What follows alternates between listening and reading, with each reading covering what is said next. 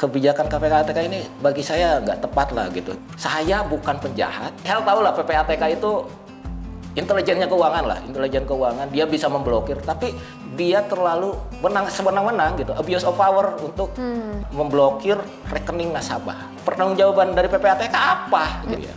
Jangan sampai dipukul rata bahwa ini kita lagi memerangi judol, lagi memerangi pencucian uang, tindak pidana, tetapi masyarakat-masyarakat kecil yang dirugikan. Jangan berpikir bahwa negara ini cuma Jakarta, cuma Bandung, kota-kota besar. Harus lebih jernih melihatnya. Jadi bukan berarti memukul rata, rekening tidak aktif, saya blokir.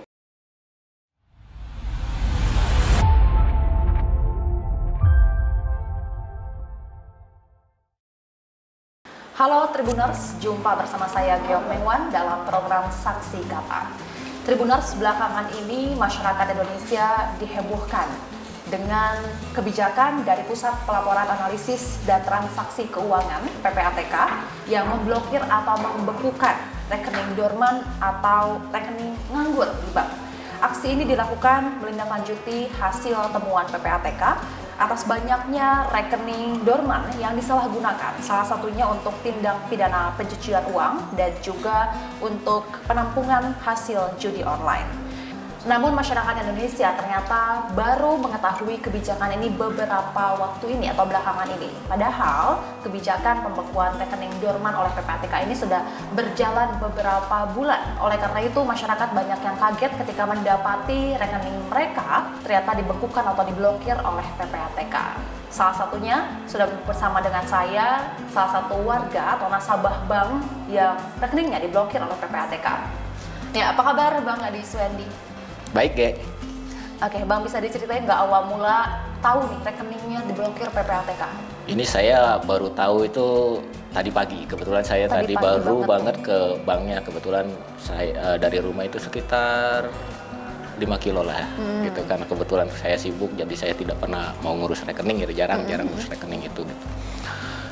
Jadi gini, rekening itu memang saya pergunakan bukan untuk apa-apa. Emang sengaja saya hanya untuk menabung, gitu ya. Jadi bukan untuk transaksi aktif, untuk jual beli atau apa, bukan. Tapi emang untuk menabung karena untuk masa depan anak saya.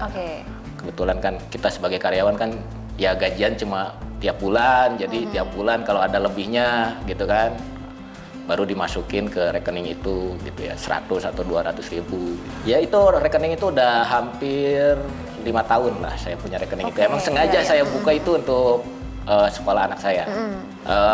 Pada akhir Desember kalau nggak salah, karena waktu itu ATM saya itu mati, gitu kan. Saya datang ke bank untuk mengaktifkan kembali ATM saya. Ternyata ATM saya memang dicapnya dorman tidak aktif ya. Jadi saya harus mengaktifkan rekening lagi ke bank. Gitu. Waktu itu bank langsung mengaktifkan. ATM saya berlaku sampai 2029. Sekarang itu yang baru. Salahnya saya karena juga awam gitu ya, awam tentang bank gitu ya. Harusnya waktu pas awal itu saya ambil lah, pas awal diaktifkan kartu ATM saya, harusnya saya ambil sekitar berapa, 50.000 atau 100.000 supaya Betul, waktu aktif. yang diketahui dorman yang pertama kali itu bulan apa Bang? Itu sekitar pokoknya di akhir 2024 lah, Desemberan lah gitu. Kemarin itu 2 atau 3 hari lalu istri saya bicara ke saya, karena memang saya pernah cek ATM saya itu transfer masih bisa, transfer masuk ya, transfer masuk ke ATM, ke rekening, tetapi saya tidak bisa narik gitu. Tadi karena kesalahan tadi saya kan.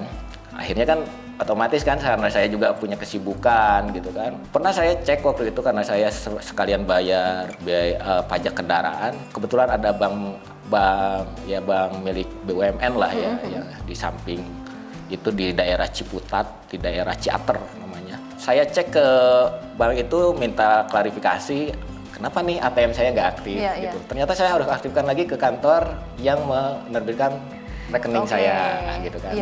Ya akhirnya karena saya kesibukan beberapa saat itu di bulan April mengetahui bahwa pokoknya saya nggak bisa pokoknya nggak bisa narik lah gitu ya, nggak bisa narik gitu. Tapi ya transferan tetap jalan karena kebetulan istri saya itu kan berdagang gitu kan, Jadi kalau punya uang sedikit atau apa, ya Masuk ditabung kan, gitu rekening kan. itu, iya.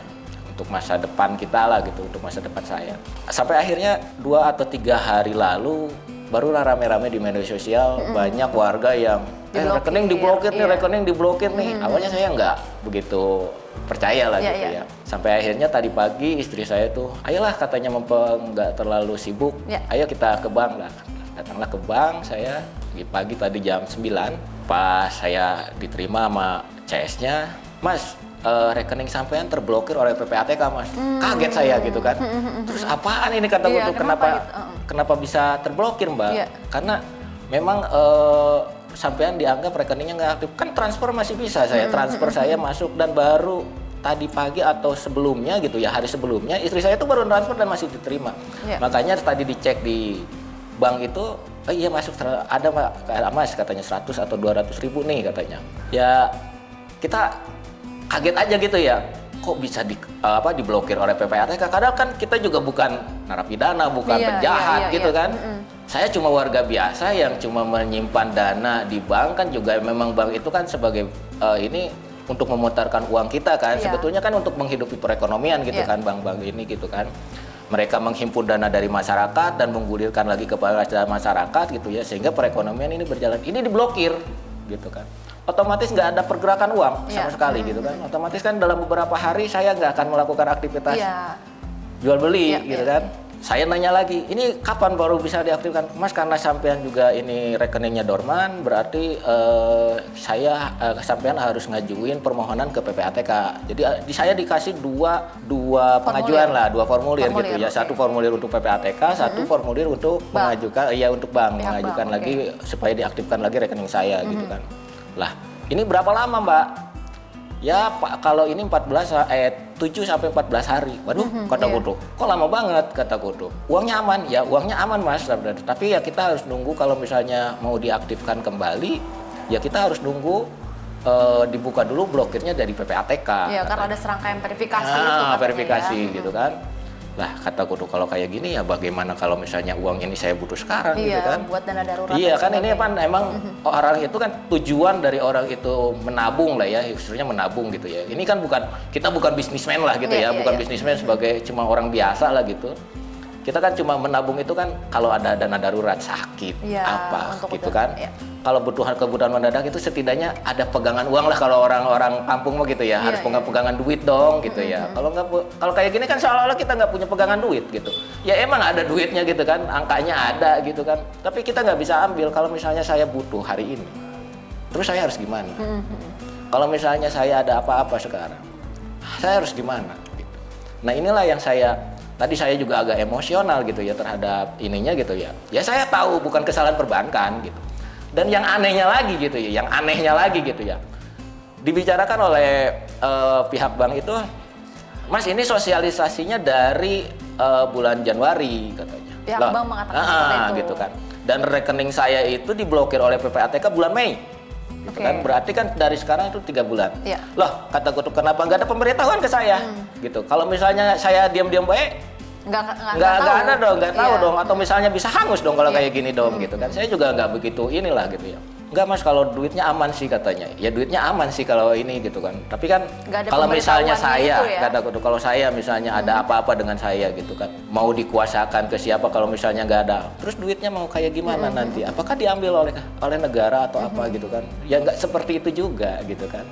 Padahal kan kalau misalnya ini kan karena ATM masih aktif gitu kan, saya kan paling ke keluarga, ini passwordnya ini, iya kan kayak gitu. Jadi kalau ada apa-apa ambil gitu. Kalau kayak gini, gitu kan, nggak tahu apa-apa. Rekeningnya itu gimana? Iya, karena kan walaupun ada ATM-nya, ada rekeningnya, ada apa gitu, duitnya nggak bisa diambil. Nah sekarang segala sesuatu ya duitnya harus ada dong, gitu kan. Nah itulah yang ya jujur aja sih gitu ya, kebijakan ini tadi juga pihak bank juga Mas. Sebetulnya bank juga ya ibaratnya pegawai banknya gitu ya, sebagian juga mungkin belum tahu gitu, tahu gitu, banyak yang belum tahu mungkin gitu. Karena kebijakan ini disosialisasikan bulan Januari, terus sudah langsung dilaksanakan. Terus saya juga kalau gitu kan kita bertanya ya masyarakat, mungkin Mbak Gege juga bisa tahu nggak ada kebijakan tentang pemblokiran ini kapan coba? Baru-baru ini kan, pada sosialisasinya dari bulan Januari. Iya. Dari bulan Januari ini apa yang disosialisasikan PPATK? Pernah nggak koar-koar mengumumkan, woi hari ini akan ada ini pengecekan rekening yang tidak aktif akan saya blokir?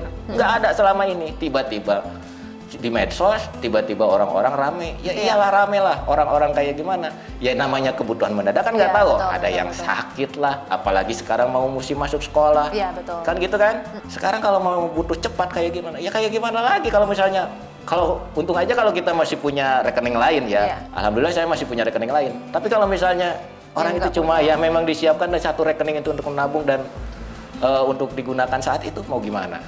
14 hari bayangin. Oke, gitu berarti kan. yang disayangkan ini adalah kurangnya sosialisasi, bahkan ke pihak bank pun kurang sosialisasi. Bisa dikatakan seperti itu dari yang pengakuan CS yang karena dia juga mengatakan bahwa saya juga tahunya ini juga dari media sosial Mas katanya. Ya, saya juga datang ke sini karena tahu dari media sosial. Istri saya ya rame-rame aja ya, namanya istri kan tahu sendiri ya kalau masalah uang kan gitu kan.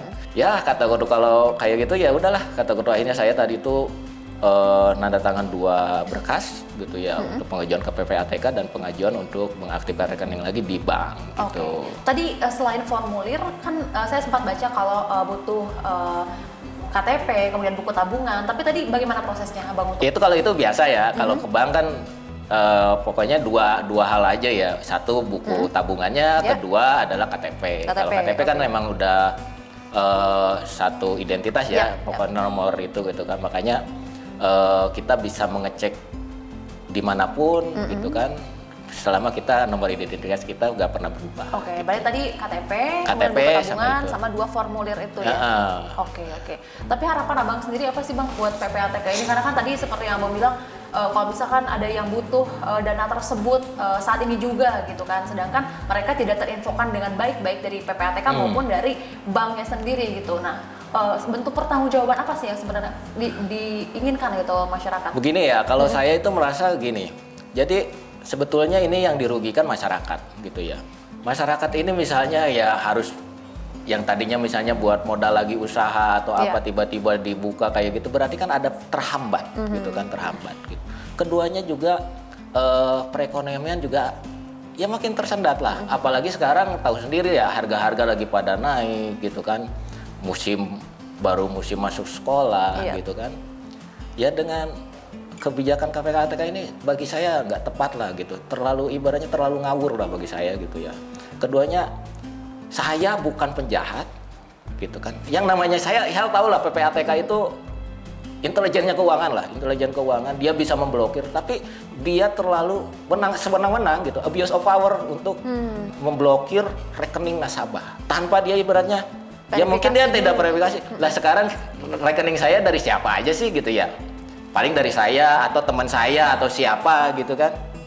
Ya juga nilainya juga nggak besar gitu. Jadi nilainya tuh nggak besar, cuma ya nggak nyampe 10 juta juga nggak nyampe gitu. Tiba-tiba diblokir gitu kan. Apakah misalnya saya dianggap bahwa dicurigai sebagai penjahat? Buktikan dong gitu kalau kayak gitu kan. Keduanya kalau kayak gitu, terus saya sebagai warga ini negara hukum ya. Terus saya pertanggungjawaban dari PPATK apa gitu terhadap masyarakat yang dirugikan seperti saya, gitu kan? Makanya saya agak kesel kemarin gitu ya, agak kesel tuh. Saya sampai ibaratnya ke CS-nya itu, ya saya tahu lah, bukan kesalahan perbankan lah kataku, bukan kesalahan perbankan. Tetapi kalau kayak gini, orang bisa berbondong-bondong narik duit dari bank karena nggak percaya. Iya. Jadi gitu timbul kan? ketidakpercayaan. Iya, ketidakpercayaan kan.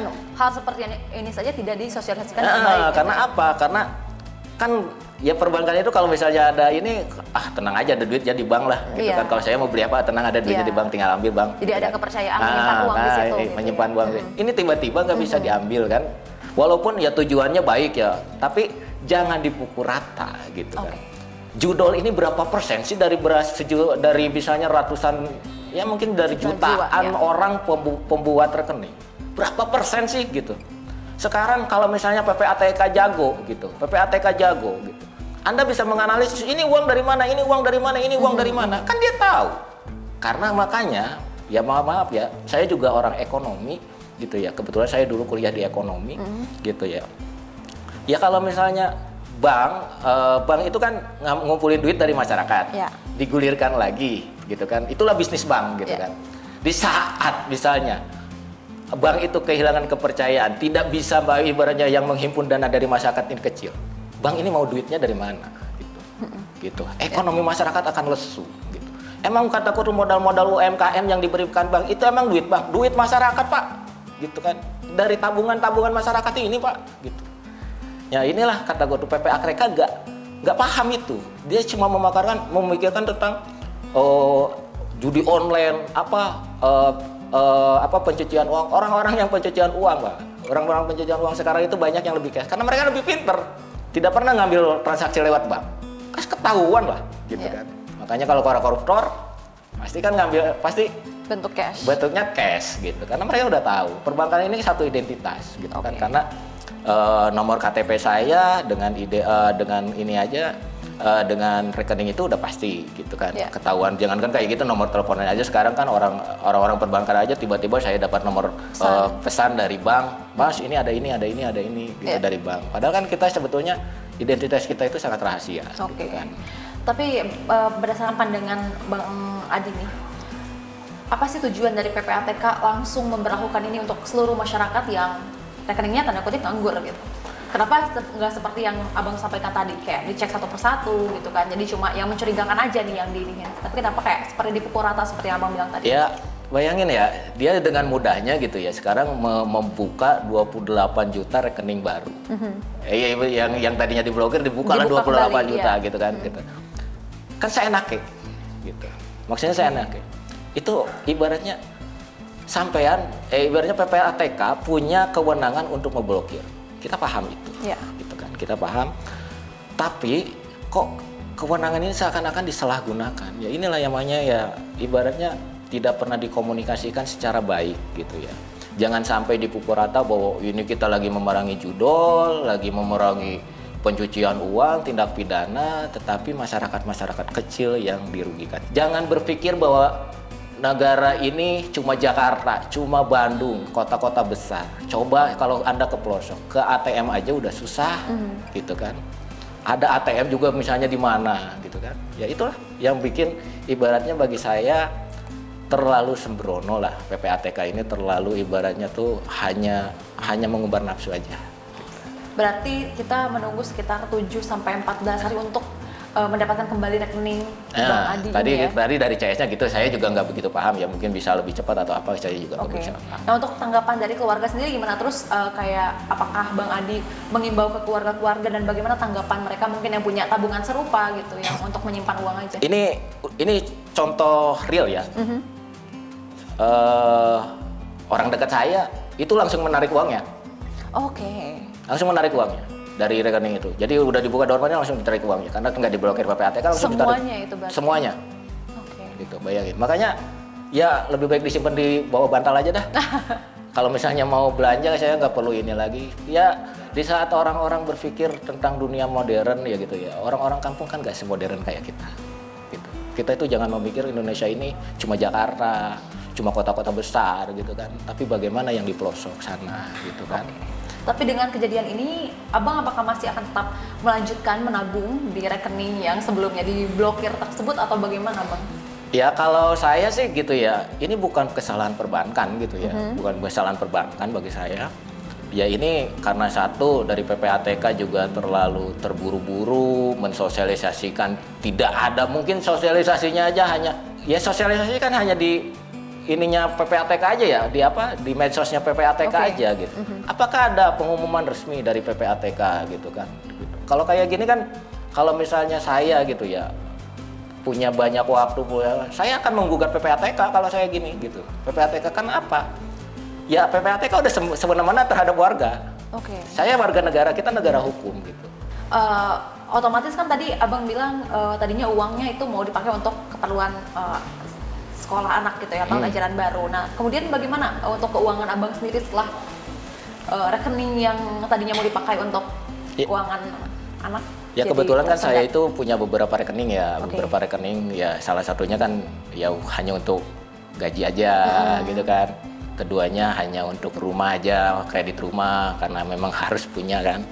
Ketiganya rekening istri gitu kan. Ya akhirnya kita mengambil dari, ya kebetulan alhamdulillahnya kita masih diberi rezeki, gitu ya, kita masih punya dana lain. Tapi jadinya mengubah manajemen keuangan iya, mendadak. Gitu, yang kita persiapkan ini akhirnya tidak bisa kita gunakan, gitu kan.